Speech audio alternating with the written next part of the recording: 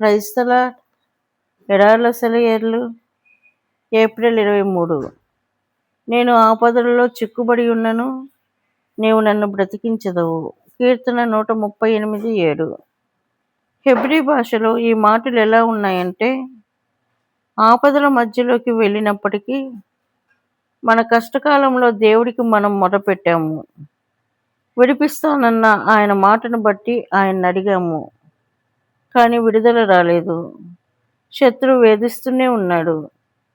మనం యుద్ధరంగ నడిబొడ్డులోకి, ఆపదల కేంద్ర బిందువులోకి వెళ్ళిపోయాము.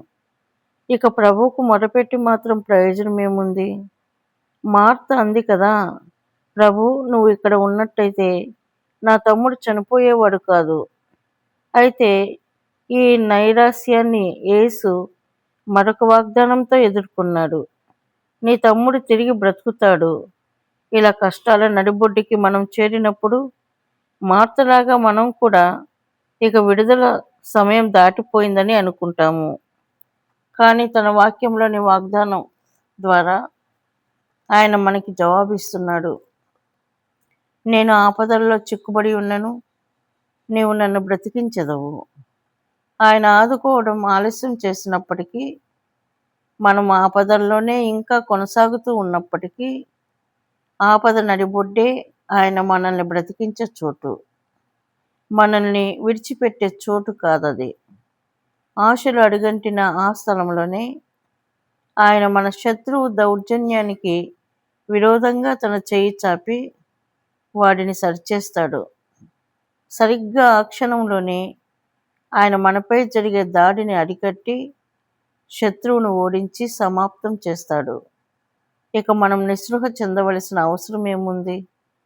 సుడిగాలి నిన్నెగరేసుకుపోగలదని దిగులు పడి దీనంగా దిక్కులు చూడకు.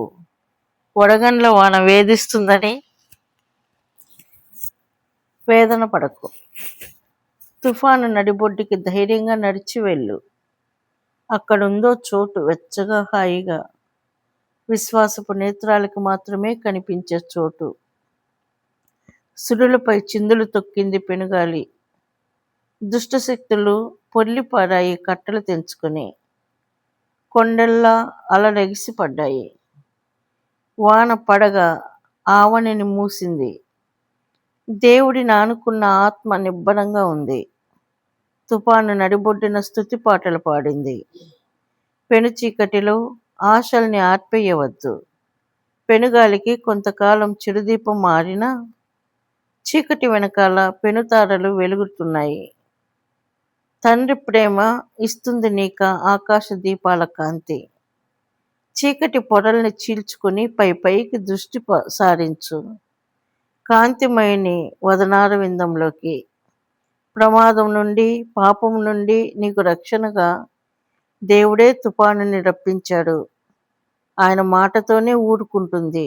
గాలి చేసే గోల హల్లెలూయా అవుతుంది. అందుకే తుఫాను మబ్బులు పడితే ఉత్సహించు.